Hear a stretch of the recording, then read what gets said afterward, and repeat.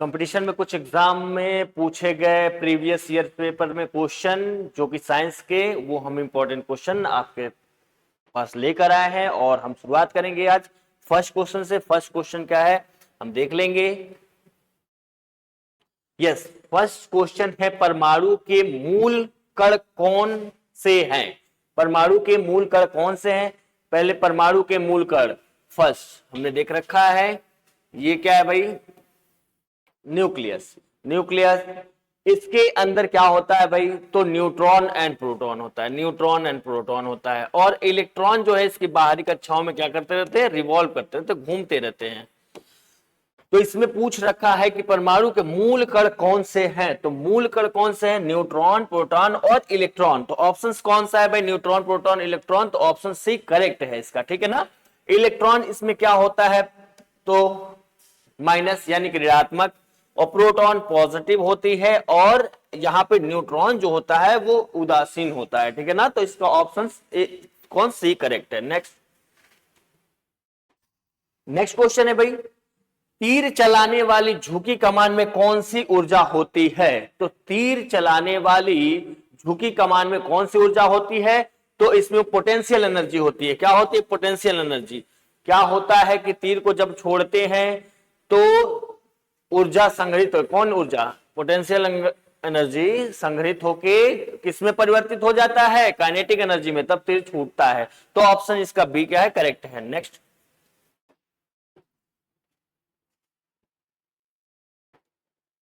त्वचा के बाल किस प्रकार के होते हैं? लिखा है त्वचा के बाल किस प्रकार के होते हैं। What type of hair are on the skin. तो कैसे होते हैं भाई? केराटिन होते हैं। कैसे होते हैं? केराटिन। केराटिन जैसे आपने देखा नाखून, नाखून देखा है ना, वो भी, और कौन? त्वचा के बाल, ये किस टाइप के होते हैं? किस प्रकार के? केराटिन होते हैं। इसका ऑप्शन सी करेक्ट।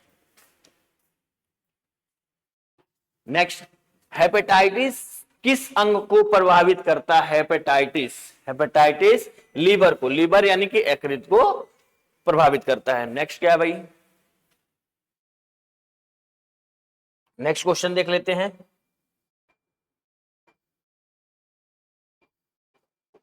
यस, नमक को जल में घोलने से, नमक को जल में घोलने से जमाव बिंदु का क्या होता है? जमाव बिंदु का क्या होता है? बढ़ता है, घटता, अपरिवर्तित रहता है, पहले बढ़ता और फिर घटता है। तो ये आपको जवाब देना है कि नमक को जल में घोलने से जमाव बिंदु क्या होता है भाई? घटता है। और नमक का फॉर्मूला क्या होता है? तो NaCl, NaCl जो कि Na पे पॉजिटिव एक और नेगेटिव Cl पे, ठीक है ना। तो ये क्या होता है? घटता है। Option B. नेक्स्ट क्वेश्चन क्या भाई?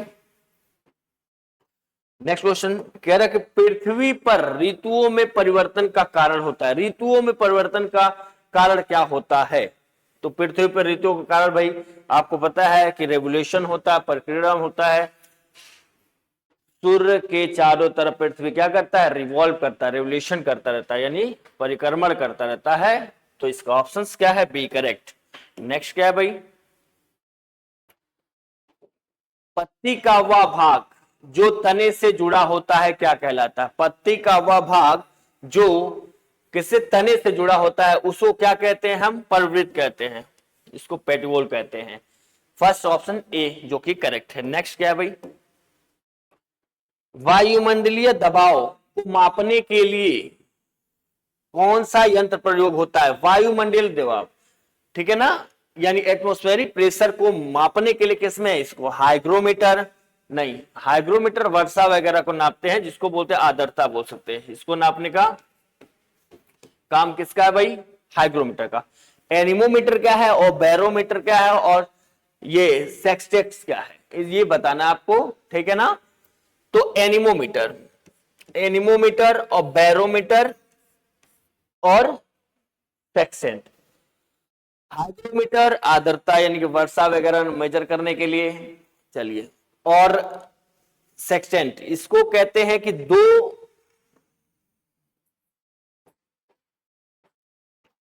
वस्तुओं के बीच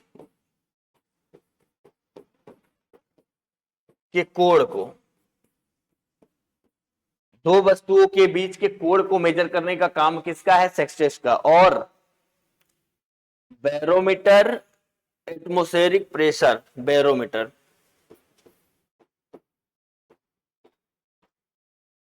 यही करेक्ट ऑप्शन है, ऑप्शन सी। और एनीमोमीटर का क्या काम है, तो भूल गया, हवा की गति।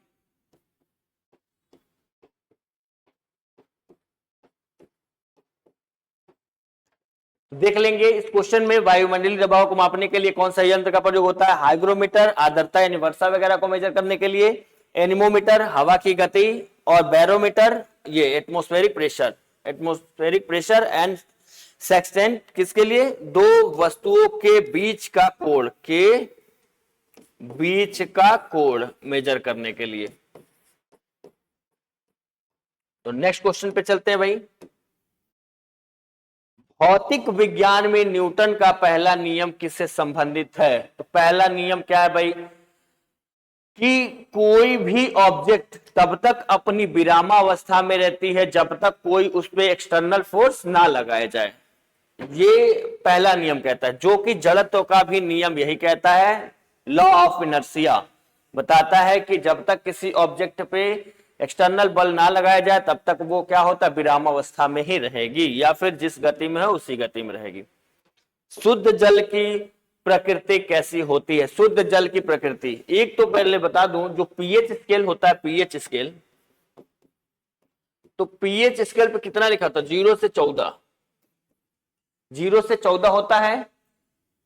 ये अम्लीय कब होता है, क्षारीय कब होता है, उदासीन कब होता है।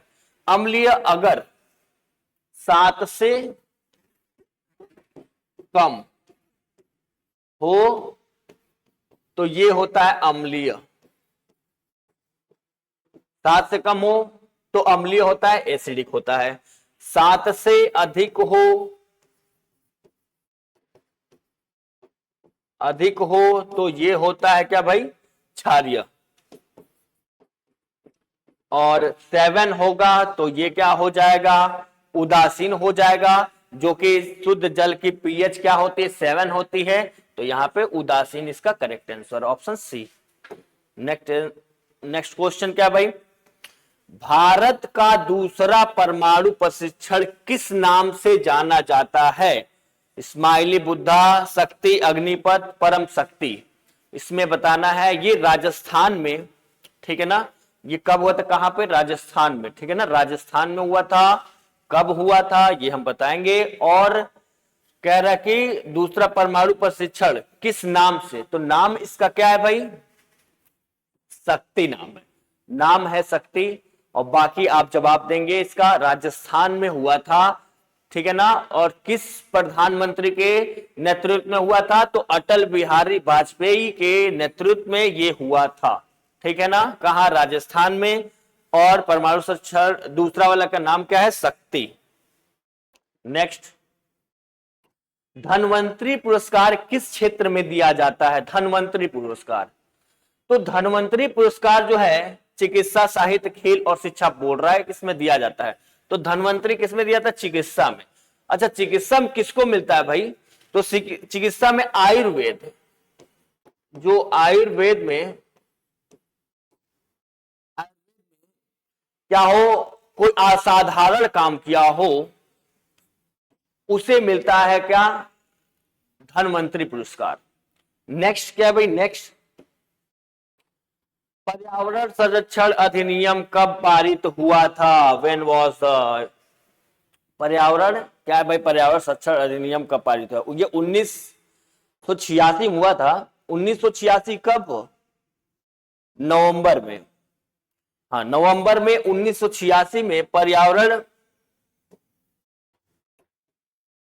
कौन सा ऑप्शन है भाई, ऑप्शन बी करेक्ट है, 1986, ठीक है, 19 नवंबर और 1986 में, कब, 19 नवंबर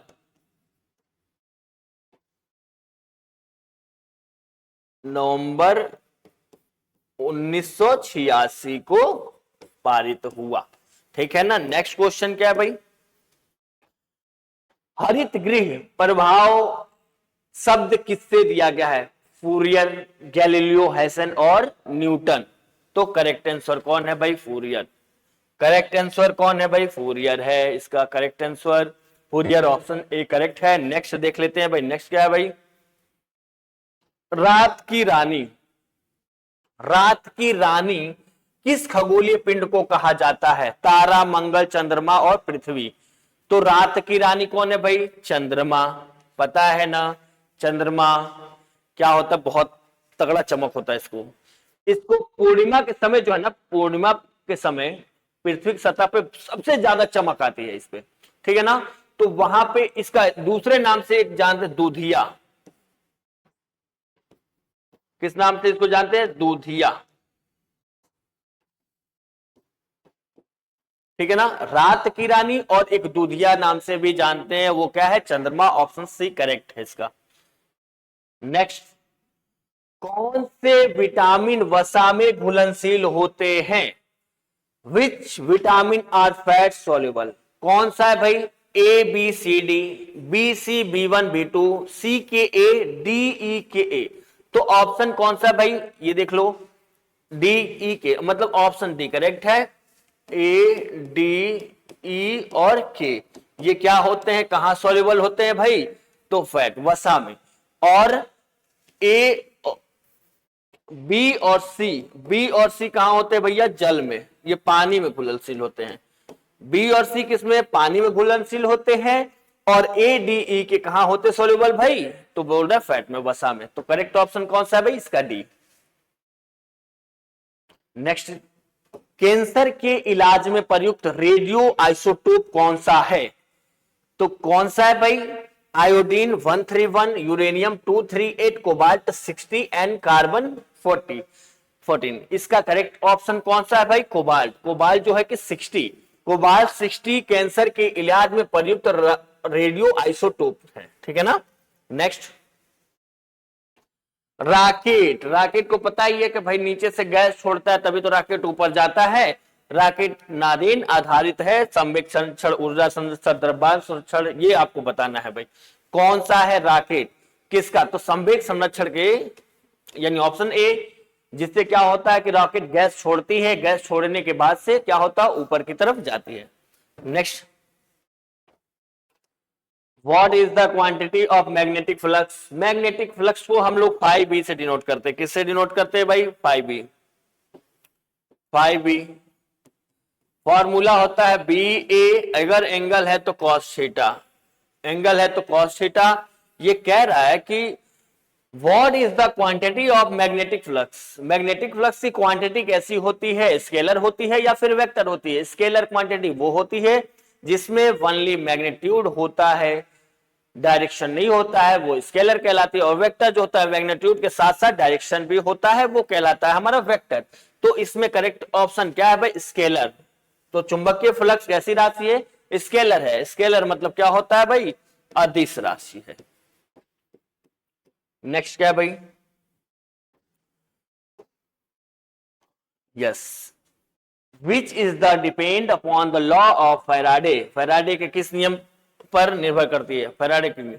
तो एनर्जी कंजर्वेशन। एनर्जी कंजर्वेशन कहता क्या है कि ऊर्जा संरक्षण। क्या होता है भाई कि ना तो आप एनर्जी को क्या कर सकते हैं भाई? ना तो प्रोड्यूस कर, मत कहने का मतलब कि ना तो एनर्जी को आप क्या कर सकते हैं? बना सकते हैं, और ना ही आप एनर्जी को नष्ट कर सकते हैं। बस उसको एक फॉर्म से दूसरे फॉर्म में चेंज किया जा सकता है। क्या है? एनर्जी कंजर्वेशन, ठीक है ना। तो इसका ऑप्शन है करेक्ट सी। नेक्स्ट है भाई, the intensity of sound increases at night due to. भाई रात्रि में ध्वनि की तीव्रता के बढ़ने का कारण क्या है? Increases and density of air, decreases in density of air, low temperature, none of this. तो लो टेम्परेचर जब क्या होता है? रात में लो टेम्परेचर होती है, हवा कम होती है, इसके कारण क्या होता है? रात्रि में ध्वनि की तीव्रता क्या होती है? बढ़ने लगती है। लो टेम्परेचर इसका होता है। लो टेम्परेचर होगा भाई हवा, और इस सब में लो टेम्परेचर, तो साउंड क्या होगा भाई? बढ़ेगा। तो correct answer C. Next answer, next question भाई क्या है? बादल वायुमंडल में क्यों तैरते हैं? तो आपको एक बार मैंने क्वेश्चन बता रखा है और प्रीवियस ईयर पेपर में आ चुका है। जैसे पानी में बर्फ क्यों तैरता है भाई? पानी में बर्फ क्यों तैरता है ऊपर? तो सेम वैसे है कि बादल वायुमंडल में क्यों तैरते हैं?